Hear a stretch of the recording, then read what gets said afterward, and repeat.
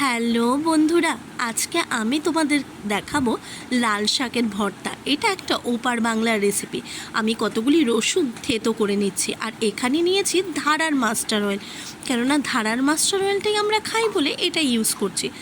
কালো জিরে নিয়ে নিলাম, আর তার মধ্যে দিয়ে দিলাম রসুন যে থেতো করে রেখেছিলাম ওগুলিকে, আর এর মধ্যে দেব কয়েকটি কাঁচা লঙ্কা, আর এগুলিকে লাল করে ভেজে নেব। এরপরে আমি দিচ্ছি আমাদের আসল রান্না, সেটা হচ্ছে লাল শাক, যার ছাড়া ভর্তাটা অসম্পূর্ণ। লাল শাকের ভর্তা যেহেতু করছি, তাই লাল শাকটা দিয়ে দিলাম, আর এটাকে ভালো করে নাড়াচাড়া করে নিতে হবে।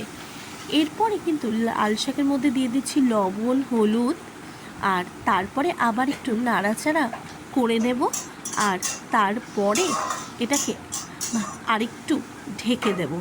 কেননা না ঢাকলে লাল শাকের যে জলটা সেটা বেরোয় না, আর লাল শাকটা সেদ্ধ হতেও টাইম লাগে। এই দেখো, আমার কিন্তু লাল শাকটা মিনিট 5-এর মধ্যেই হয়ে গিয়েছে, গামাখা গামাখা হয়ে গিয়েছে। আর এটা দিয়ে এক থালা ভাত খাওয়াও কোনো ব্যাপারই নয়।